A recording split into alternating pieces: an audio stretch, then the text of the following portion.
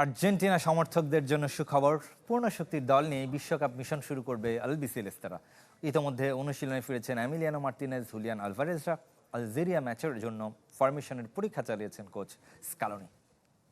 Cool body spray, long-lasting fragrance. Get শিরোপা ধরে রাখার মিশনে নামার আগে আর্জেন্টিনার সবচেয়ে বড় ধাঁধা এখন আক্রমণ ভাগ নয়, রক্ষণ।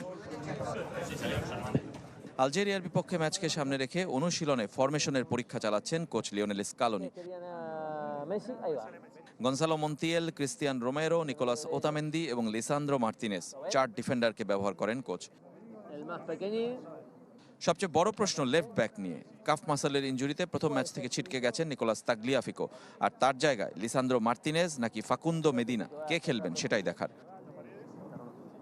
তবে সময়ের সাথে ইনজুরি জর্জরিত আর্জেন্টিনা দলের সুখবর বাড়ছে। এমিলিয়ানো মার্তিনেজ, লিয়ান্দ্রো পারেদেস এবং হুলিয়ান আলভারেজ পুরোপুরি ফিট হয়ে অনুশীলনে ফিরেছেন। কেবল তাগলিয়াফিকোকেই পাবে না আলবিসেলেস্তেরা।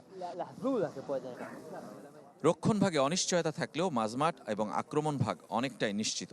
এনজো ফার্নান্দেজ, অ্যালেক্সিস ম্যাকঅ্যালিস্টার এবং রদ্রিগো দি পলকে নিয়েই গড়ে উঠতে পারে মিডফিল্ড। আক্রমণে লিওনেল মেসির সাথে লওতারো মার্তিনেজের খেলার সম্ভাবনাই বেশি। যদিও চোট কাটিয়ে দলে ফিরেছেন Julian Alvarez.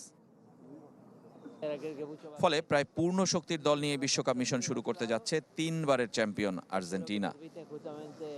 Rezwanuzzaman, channel 24, Kansas, যুক্তরাষ্ট্র।